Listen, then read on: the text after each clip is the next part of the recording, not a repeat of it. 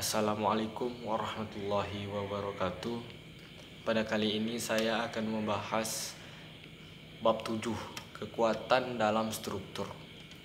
Mengapa penting untuk dipahami gaya dalam struktur?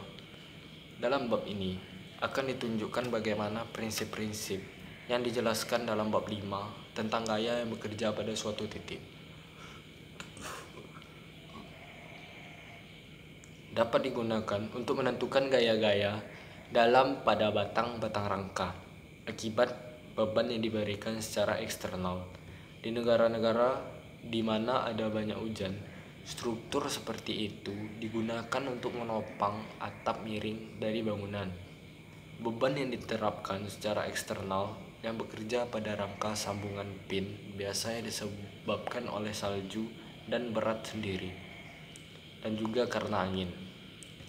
Di bar dan strus didefinisikan, notasi bow dijelaskan, dan gaya internal dalam trus dihitung dengan metode yang berbeda.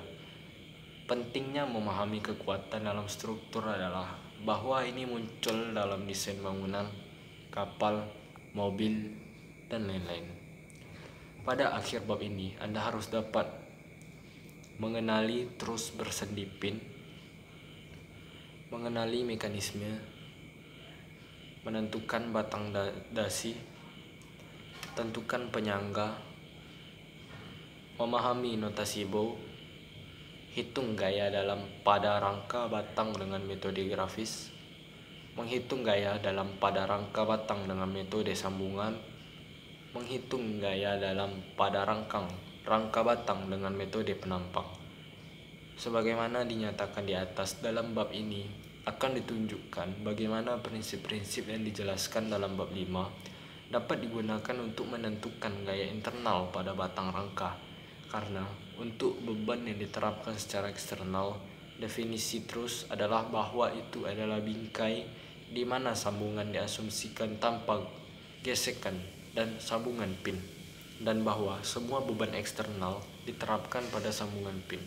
Di negara-negara di mana ada banyak hujan, struktur seperti itu digunakan untuk mendukung atap miring bangunan. Beban yang diterapkan secara eksternal yang bekerja pada pin joint gulungan biasanya karena salju dan berat sendiri, dan juga karena angin.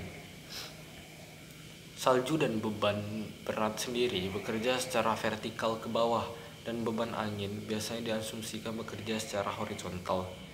Jadi, untuk struktur seperti di mana beban yang diterapkan secara eksternal diasumsikan bekerja pada pin sendi, anggota internal kerangka menolak beban yang diterapkan secara eksternal dalam ketegangan atau kompresi. Terima kasih. Assalamualaikum warahmatullahi wabarakatuh.